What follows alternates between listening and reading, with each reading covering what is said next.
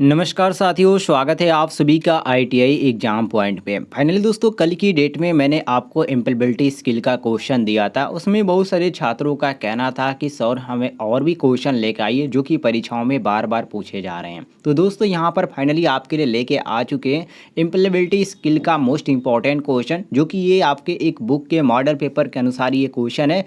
तो मैं आपको ये सॉल्व करा रहा हूँ। तो जितने भी छात्र होंगे आईटीआई के, उन सभी ट्रेडों के लिए, फर्स्ट ईयर वालों के लिए, तो सभी लोग ध्यान से देखिएगा। और चैनल पे नए होंगे तो चैनल को सब्सक्राइब कीजिएगा। आप सभी की सपोर्ट की ज़रूरत है। इस चैनल पे काफ़ी कम मेंबर जुड़ चुके हैं, तो आप भी जुड़ जाइएगा। चलिए क्वेश्चन स्टार्ट करते हैं। क्वेश्चन नंबर 1 से पहला क्वेश्चन इसमें कि स्वरोजगार से क्या लाभ है। जो स्वरोजगार है उससे क्या लाभ है। तो देखिए इसमें बहुत सारे लाभ होते हैं, मतलब कि खुद का रोजगार को हम स्वरोजगार करते हैं तो इसमें अपना स्वयं का मालिक होना होता है। और दूसरी बात, अपने जो कौशल्य होता है उसके निर्धारण स्वयं करना होता है, मतलब कोई भी जो डिसीजन लेना होता है खुद ही डिसीजन लेना होता है। और जो रोजगारी है उसका समाधान भी है सबसे बड़ा स्वरोजगार। तो यहाँ पर जो हमारे ऑप्शन सही हो जाते हैं, सभी ऑप्शन सही हो जाते हैं, इसलिए हम डी ऑप्शन क्वेश्चन के अनुसार करेक्ट आंसर मारेंगे। अगले क्वेश्चन पे हम आते हैं, क्वेश्चन नंबर 2 पे, जिसमें कहा गया है कि नबार्ड का क्या अर्थ है। जो नबार्ड है उसका अर्थ क्या है, इसमें आपसे पूछा गया है। जैसे कि पहला ऑप्शन यहाँ पर दिया गया है कि जिला विकास बोर्ड, बी ऑप्शन है बैंक, और सी ऑप्शन है बैंक उद्योग विकास बैंक, डी ऑप्शन देंगे राष्ट्रीय विकास बोर्ड। तो यहाँ पर आपका जो सही हो जाता है ऑप्शन नंबर सी सही हो जाता है, जिला उद्योग विकास बैंक। ये जो है नाबार्ड का अर्थ होता है। तो यहाँ पर हमारा सी ऑप्शन करेक्ट आंसर हो जाता है। अगले क्वेश्चन पे आते हैं, क्वेश्चन नंबर 3 पे। क्वेश्चन नंबर 3 में पूछा गया है कि स्वरोजगारों को भूमि खरीदने तथा भवन निर्माण के दिलाता है नाबार्ड या आईडीबीआई या एसएफसी या एसटी। तो इसको हम क्या बोलते हैं, इसको बोलते हैं एसटी की तरह। जो भी भवन निर्माण का कार्य होता है और जो स्वरोजगार और जो भूमि खरीदने का जो कार्य होता है वो किसके द्वारा निर्माण के अंतर्गत आता है, तो आपके एसटी के द्वारा निर्माण के अंतर्गत आता है। इसको रट लीजिएगा, मोस्ट इंपॉर्टेंट है। तो हम डी ऑप्शन करेक्ट आंसर मारेंगे। क्वेश्चन नंबर 4 पे आते हैं। क्वेश्चन नंबर 4 में पूछा जा रहा है यहाँ पर कि लघु उद्योग में मशीनरी के लिए किस सरकारी सहायता की सीमा कितनी है। यहाँ पर दिया गया है कि लघु उद्योग में मशीनरी के लिए सरकारी सहायता की सीमा कितनी है, 38 लाख या 35 लाख या 36 लाख या 18 लाख। तो इसमें आपका जो सही हो जाता है ऑप्शन नंबर सी, कितना, 36 लाख। सभी लोग ध्यान से देख लीजिएगा, 36 लाख। आगे बढ़ते हैं क्वेश्चन नंबर 5 पे, जिसमें पूछा गया है कि आईडीबीआई की स्थापना किस सन में हुई। मोस्ट इंपॉर्टेंट है। जो आईडीबीआई होता है दोस्तों, उसकी जो स्थापना हुई थी 1955 ईस्वी में हुई थी। कब हुई थी, 1955 में, रट लीजिएगा।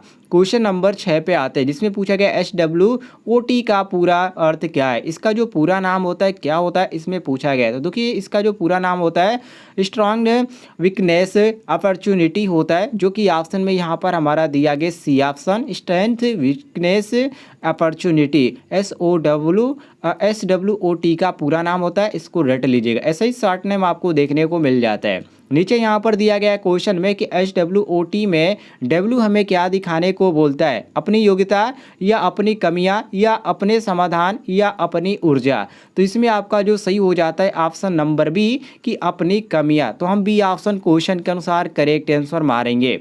क्वेश्चन नंबर 8 पे आते हैं, जिसमें क्वेश्चन में पूछा गया है कि बाजार के प्रतियोगिता विश्लेषण के लिए कौन से उपाय अनिवार्य है, गुणवत्ता या मूल्य या पैकिंग या ये सभी। तो इसमें जो आपका आता है सभी आ जाते हैं, गुणवत्ता, मूल्य और पैकिंग, इसलिए हम डी ऑप्शन करेक्ट आंसर मारेंगे।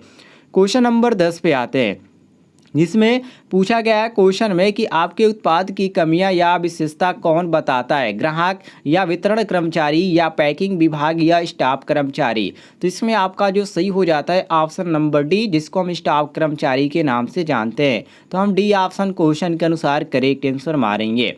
क्वेश्चन नंबर 11 पे आते हैं, जिसमें क्वेश्चन में पूछा गया है कि उद्यम की स्थापना से पहले किस चीज़ पर विचार करना होता है, कच्चे माल की प्राप्ति या वित्त का प्रबंधन या स्थापना का स्थान या यह सभी। तो उद्यम की स्थापना के लिए कहा जा रहा है, तो इसमें आपका जो करेक्ट हो जाता है ऑप्शन नंबर डी, ये सभी चीज़ों की क्या होती है, ये विचार करना पड़ता है इन सभी चीज़ों पे। तो ऑप्शन नंबर डी हम करेक्ट आंसर कर मारेंगे, डी ऑप्शन हमारा सही हो जाता है।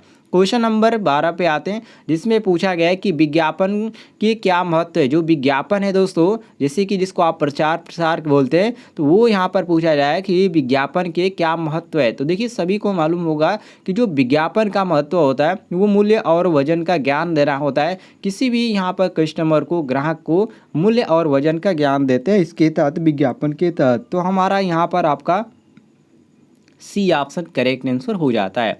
क्वेश्चन नंबर 13 पे आते हैं, जिसमें पूछा गया है क्वेश्चन में कि व्यापार के लेन देन की नियमित रूप से रिकॉर्ड में रखने को क्या कहते हैं। लेखन या पूंजी या बुक कीपिंग या आहरण।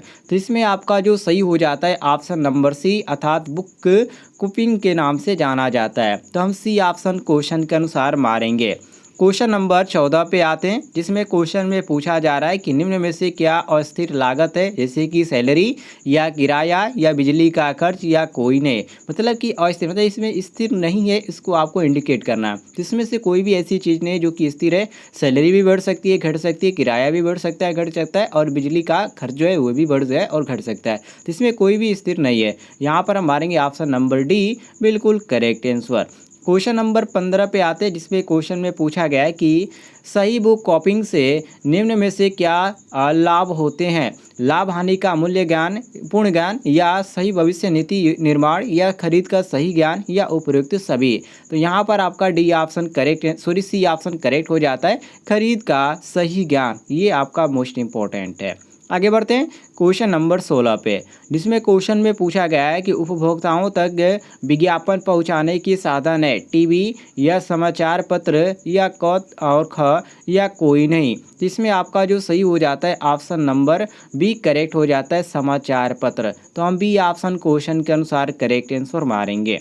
क्वेश्चन नंबर 17 पे आते हैं, जिसमें क्वेश्चन में पूछा गया है यहाँ पर कि स्टेट फाइनेंशियल कॉरपोरेशन बेरोजगारों को क्या उपलब्ध कराती है। तैयार उत्पाद या भूमि खरीदना या कच्चा माल या कोई नहीं।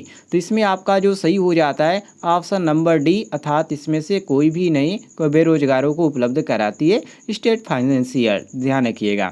क्वेश्चन नंबर 18 पे आते हैं, जिसमें क्वेश्चन नंबर 18 में पूछा गया है कि मोटिवेशनल का क्या अर्थ है। जो मोटिवेशनल होता है शब्द, उसका पूछा गया है कि इसका अर्थ क्या होता है। तो देखिए दोस्तों, इसमें आपका सभी हो जाता है चेष्टा करना और यहाँ पर प्रयास करना, प्रेरणा देना, और यहाँ पर मोटिवेशनल के द्वारा आप किसी को प्रेरित भी कर सकते हैं। तो ऑप्शन नंबर डी हमारा करेक्ट हो जाता है क्वेश्चन के अनुसार। क्वेश्चन नंबर 19 पे आते हैं, जिसमें क्वेश्चन में पूछा गया है कि उपभोक्ता फोरम किस स्तर पर होती है। तो देखिए ये जो आपकी होती है राष्ट्रीय स्तर के अंतर्गत आती है। तो हम सी ऑप्शन क्वेश्चन के अनुसार करेक्ट आंसर मारेंगे। क्वेश्चन नंबर 20 पे आते हैं, जिसमें क्वेश्चन में पूछा गया है कि प्रशिक्षण कार्यक्रम करवाने से क्या लाभ है। बर्बादी में कमी आती है, या गुणवत्ता बढ़ती है, या क तथा ख, या श्रमिकों पर कार्यभार बढ़ता है। तो इसमें आपका जो सही हो जाता है ऑप्शन नंबर डी, की जो श्रमिक होते हैं उन पे कार्यभार क्या होता है, बढ़ता है। तो ये आपके हो जाते हैं टॉप 20 क्वेश्चन, जो कि महत्वपूर्ण है और सभी छात्रों के लिए। सभी लोग इसको रट लीजिएगा और इस तरह के क्वेश्चन पाने के लिए हमारे चैनल को सब्सक्राइब कीजिएगा। नीचे आपको एक रेड कलर का बटन दिख रहा होगा।